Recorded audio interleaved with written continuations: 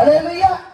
అవునా కదమ్మా? నోరు మంచిదైతే చెప్పాలి, నోరు మంచిదైతే ఊరు మంచిదే. దేవునికి మహిమ కలుగును గాక, ప్రభువుకు మహిమ కలుగును గాక.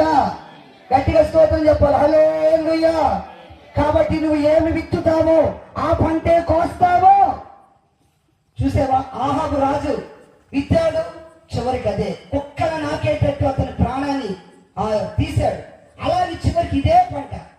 ప్రోత్సహించింది భర్తని, చేయడానికి ఆమెను కూడా కుక్కలు నాకేటట్టు ఆమె బ్రతుకు. జాగ్రత్త అండి ప్రియ సోదరుడా.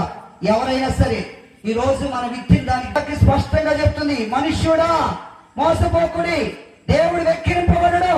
మనుష్యుడు ఏమి విత్తుతాడు ఆ పంట కొయ్యాల్సిందే. ప్రభుకు మహిమ కలుగును గాక. ఆమేన్. ఈ రోజు నువ్వు నీతిననే విత్తేవా, దేవుని యొక్క ప్రతిఫలం కోస్తావు. దేవునికి మహిమ కలుగును గాక. హల్లెలూయా.